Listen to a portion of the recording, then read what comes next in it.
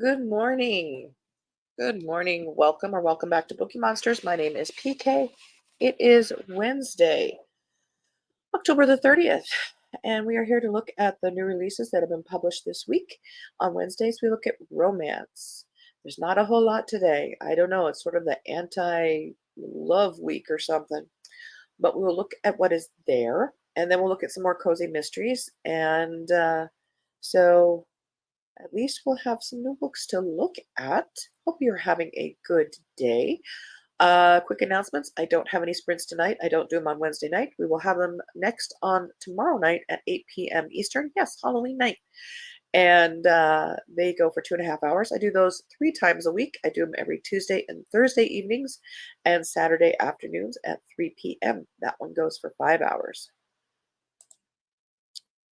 So let's look at the romance that is there. Actually, let's switch it up this way. All right. Perfect Fit by Claire Gilmore. Josephine Davis has spent her entire 20s building Revenant, a fashion brand headquartered in downtown Austin.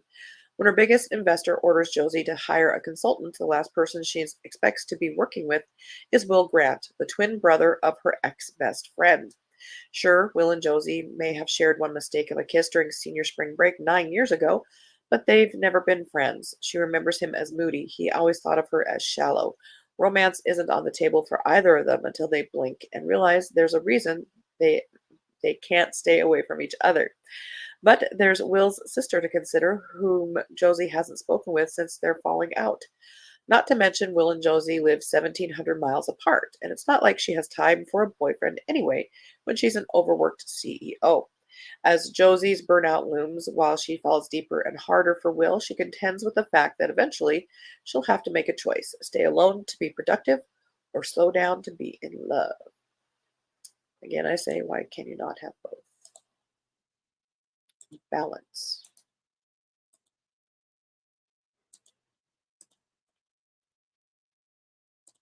Sleeping with the Frenemy by Natalie Kanya, third in the Vega family love stories. Leo Vega's love life has been on life support since long before the gunshot wound that put him on leave from the fire department. Now, a year after his injury, he's hoping to both return to work and fix things with Sophie, the woman he had a secret on again, off again relationship for years. Sophia Santana may be ready to mend fences with her best friend, Leo's sister. We have a theme here, but she has no plans of letting Leo back into her bed or her heart. She's charting a new path for her future, and past mistakes have no place in it. Then circumstances push Sophie and Leo into a tense roommate situation. It's almost impossible to move on when Leo is there reminding her what they had every day. With the help of Leo's mischievous grandfather, Sophie's equally devious grandmother, and an adorably sweet rescue dog, Leo's determined to get the stubborn woman of his dreams to finally see that they belong together for good this time.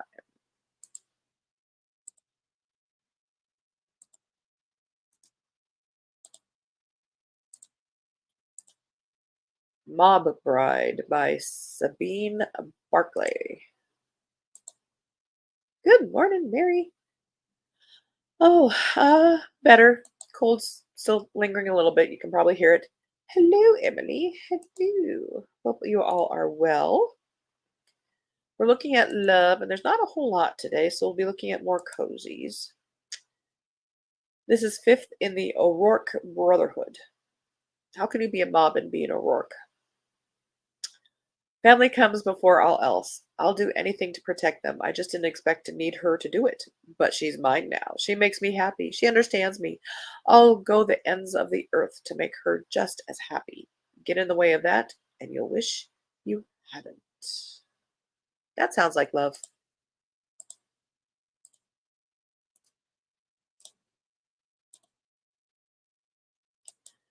Talk Wicked to Me, Baz Wicked. Sixth in the Wicked's Dark Nights at Bayside series. Oh, and they list all the tropes.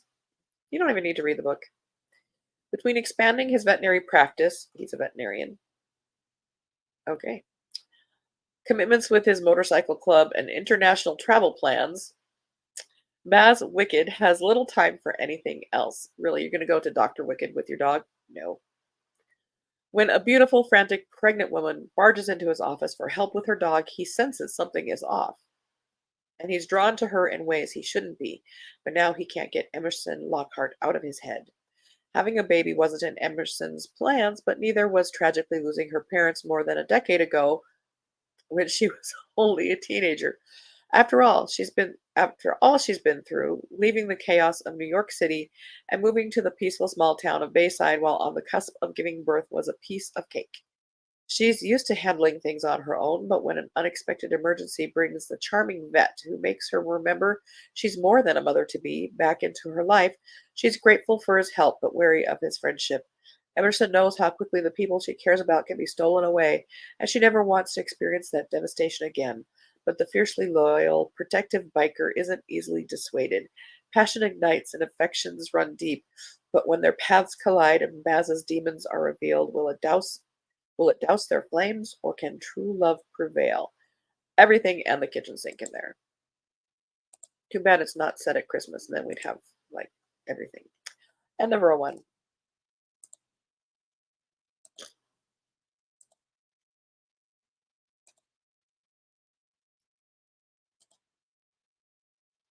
The Paris Escape by James Tucker.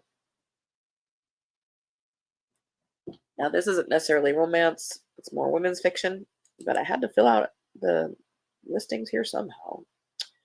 When Laura Powell and Henry Salter traveled to Paris in 1938, neither considers the other very good company.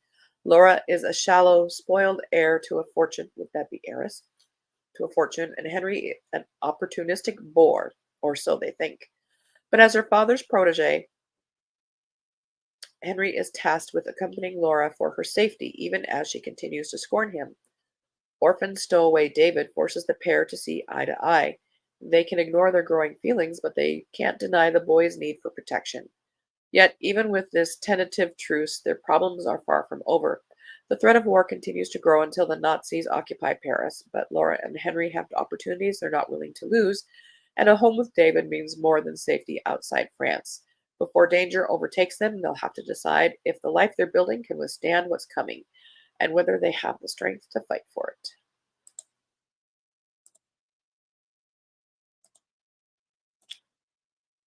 Another sort of women's fiction-ish one. When We Were Widows by Annette Chavez Macias. Since her husband's death 6 months ago, Jessica Diaz Taylor seems to be taking her grief in stride. Then an angry outburst at work shatters the illusion. Her mandated support group counseling doesn't help much. Jessica has always kept her feelings close, so even when an unlikely friendship blossoms with the group's facilitator, she still has reasons for holding back. She's just not ready to share. Ana Diaz has been widowed for 5 years and continues to live life exactly as she did with her late husband. When her house floods, she's forced to shake things up. Although it was never part of her plan, Anna moves in with her eldest daughter, Jessica. But the new living arrangements test their already strained relationship.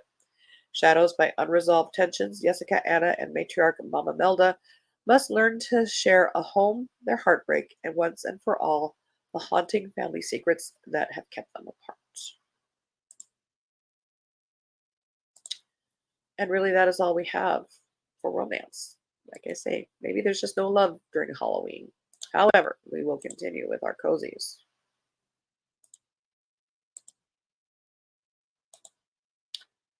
Off to volunteer this morning at the library. Ooh, filling in for another volunteer can't make it. Looking forward to it. Absolutely. Hope you have a good day looking all the books. All right, I think we were at Faded Familiar. Whoa, back. I remember the Samuel Pepys one. Yes, I don't remember us talking about this one. Sorry, I'm most stuffy in the morning. Faded Familiar by Danielle Garrett, 13th in the Nine Lives Magic. When Aunt Lavender claims she's found the location of the lost city of Atlantis, I agree to join her quest, a decision I quickly come to regret when we end up magically shipwrecked on a mysterious island. Even worse, it's inhabited by a secret sisterhood of witches who make us feel about as welcome as a swarm of mosquitoes at a garden party. It turns out the lack of hospitality is the least of our problems when one member is found poisoned. Between dodging a grumpy sea serpent and dealing with Celine's running commentary, we need to uncover the truth about Atlantis and catch a would-be killer, assuming we want to make it back to Winterspell alive.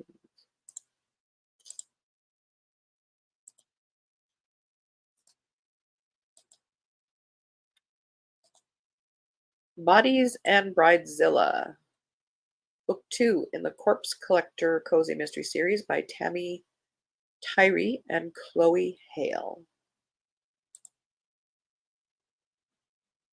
Kerrigan Crit, funeral director and reluctant ghost whisperer, thought her hands were full managing Castle Point's most notorious funeral home. But when a demanding bridezilla insists on her help, Kerrigan plunges into a wedding planning nightmare, complete with a missing groom, a murder to solve, and more family drama than anyone should endure. The picturesque coastal town of Castle Point, Maine is abuzz with excitement as socialite Gabriella Sinclair's wedding approaches. But when her fiance, Laurie, vanishes on the eve of the big day, the worst is feared until Kerrigan encounters Laurie's ghost, desperate for justice. With her best friends, Trixie and Radley, by her side, Kerrigan begins an investigation that uncovers dark secrets, hidden motives, and a tangled web of lies among the bridal party. As the body count rises and the suspect list narrows, Kerrigan must navigate a world of extravagant events, bitter rivalries, and deadly secrets. But when a second body turns up, Kerrigan realizes she's racing against time to prevent another murder. With the help of her spectral clients and the living residents of Castle Point, Kerrigan must solve the mystery before the killer strikes again. But can she unravel the truth before her own life and those of her friends are put in grave danger? I wish they didn't have that cartoony cover, though. I don't like cartoony covers. Makes it look like it's a middle grade kind of story.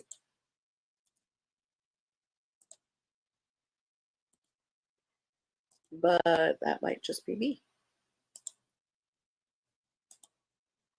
Pitifully slim. Indeed. I don't know.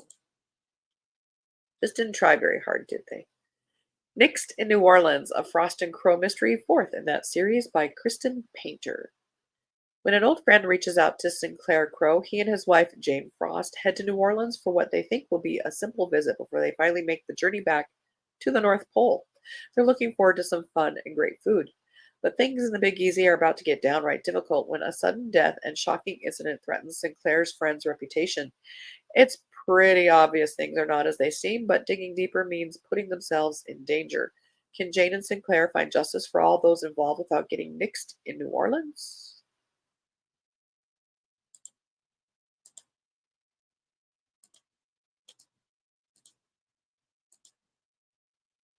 Charmed Cookies by Cindy Stark, 12th in the Cookie Corner Paranormal Cozy Mysteries.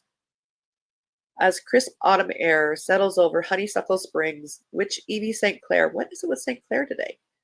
Should be focused on her upcoming wedding to the town's charming police chief, Caden Bexley.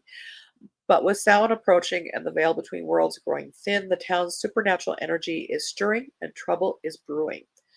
When coven members gather to honor the goddess Trivia, they sense an ominous presence lurking in the woods. Their fears are realized when teenager Lila Rosewood vanishes under mysterious circumstances, making the eerie legend of the Wild Hunt myth feel all too real. As the clock ticks down to Samhain and her wedding gown grows nearer, Evie must determine if Lila's disappearance is more than just a case of rebellious runaway. With her familiar kitten Cookie by her side, Evie treads the delicate line between the magical and mortal realms, working alongside Caden to solve the mystery. But when long buried secrets resurface, including the truth behind her Aunt Bertie's magical transformation, Evie's dreams of a peaceful wedding begin to unravel. Can she uncover what really happened to Lila before the Wild Hunt claims another victim? Or will the encroaching darkness of Samhain put everything and everyone she loves at risk?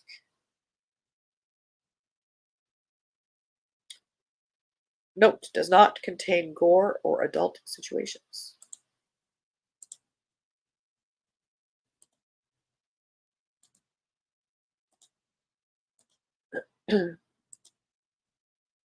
Bayou Biscuits and Black Magic.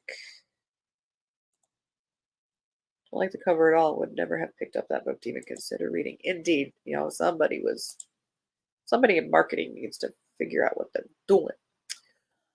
This is by Corinne Winters, 6 in the Cozy New Orleans series. Baking magic has never been so delicious or deadly. Amateur witch, can you be an amateur witch? And baker Daisy Wallace has always supported the other bakers in her community, but the same can't be said for the beignet queen, Daisy's friend Julia. When Daisy finds Julia cold in her own kitchen, Daisy knows she must rise to the occasion and solve this half-baked homicide. With her snarky, feline familiar Motley as her sous chef in sleuthing, Daisy is determined to uncover every last clue. But with so many people envious of Julia's beignets, the suspect list is more layered than a cake. Can Daisy sift through the clues and catch the killer before she becomes the next victim? Or will her efforts to bring justice for Julia only land her in hot water? End of that row.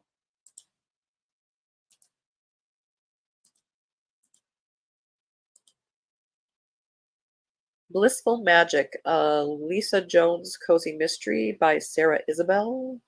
There are 4 books in this series. This is a novella. Lisa Jones is about to face her spookiest case yet. As autumn leaves dance and jack-o'-lanterns grin, her business partner Sam Kobe is launching the town's first ever haunted harvest festival. But when things start going bump in the night and day, at the Stitchery, the fiber art shop owned by mystic goddess Elva McDowell, it's clear this haunting is a part of the planned festivities. Armed with determination and a knack for unraveling mysteries faster than a mummy's bandages, Lisa and Sam dive headfirst into the ghostly goings-on. With ghostly dad Jimmy and furry sidekicks Trouble and Stevie providing moral support, Lisa and Sam are determined to get to the bottom of this supernatural mischief. As they investigate, they need all the help they can get. Cue Aunt Maybe's unconventional wisdom, and a town full of colorful characters more than happy to lend a hand, or a spatula, or a crystal ball. But beware of Mrs. Abernathy, the judgmental city council member whose opposition to the festival and knack for stirring up trouble rival any supernatural mischief Bliss has ever seen.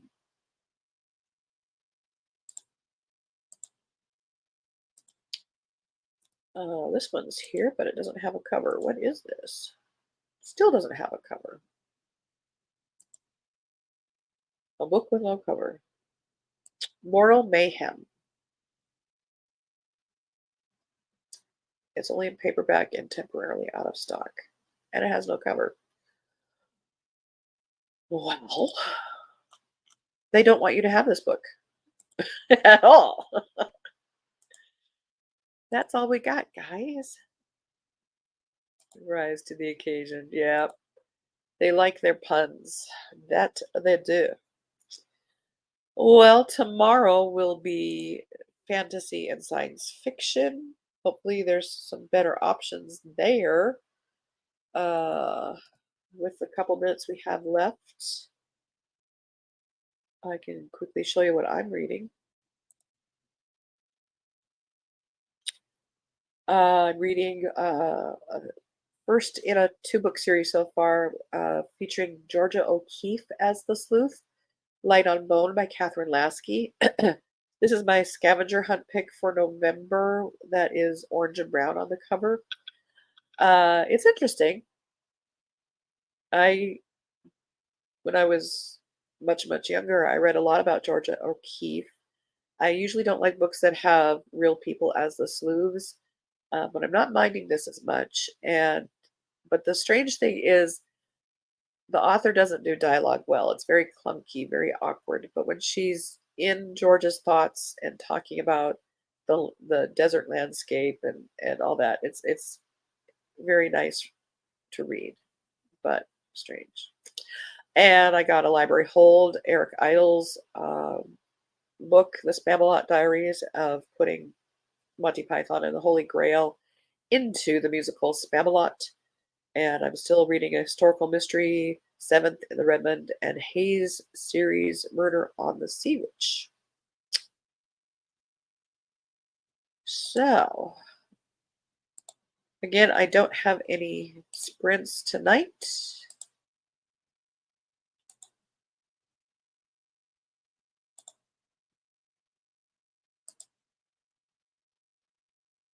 but we will have them tomorrow.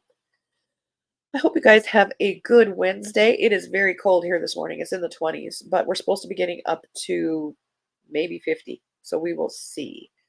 Uh, Mary, hope you have a good day at the library. I would be looking at all the books instead of helping, maybe, but you're a much stronger and better person than I am. Hope to see you later on Thunder Horse Descendant. Everybody have a very good day. And as the banner says here, don't be a bookworm, be a bookie monster. Nom nom nom. Have a good day and God bless.